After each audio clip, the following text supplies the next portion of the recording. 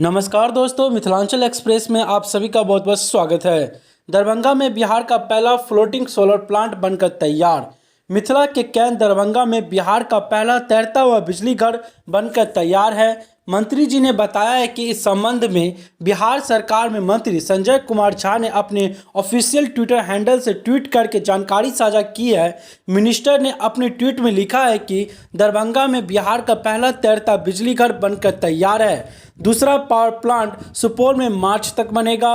वहीं अपने एक अन्य ट्वीट में संजय कुमार झा ने लिखा है कि सुखद एहसास कराती ये तस्वीरें बिहार को विकसित प्रदेश बनाने के सीएम नीतीश कुमार के प्रयासों की राह में मील के पत्थर की तरह है। वहीं आपको बता दें, सौर ऊर्जा उत्पादन के साथ साथ अपने ट्वीट में आगे लिखा है कि सीएम नीतीश कुमार ने दिसंबर 2019 में जल जीवन हरियाली यात्रा के दौरान तालाबों के जल के बेहतर उपयोग के लिए नीचे मछली ऊपर बिजली की योजना का बनाने का निर्देश दिया था।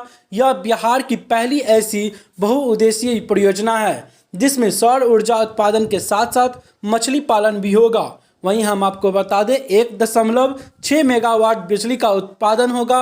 बता दें, मीडिया रिपोर्ट्स के अनुसार इस सोलर प्लांट से 1.6 मेगावाट बिजली का उत्पादन किया जाएगा।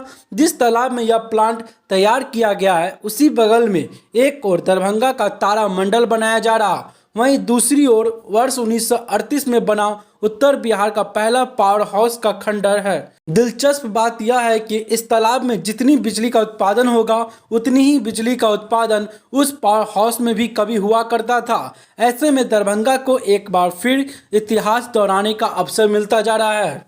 तो दोस्तों, यह थी हमारी अपडेट। आपको हमारा अपडेट पसंद आया हो तो हमारे चैनल को कर ले सब्सक्राइब, ताकि आपका और हमारा साथ यूं ही बना रहे। धन्यवाद।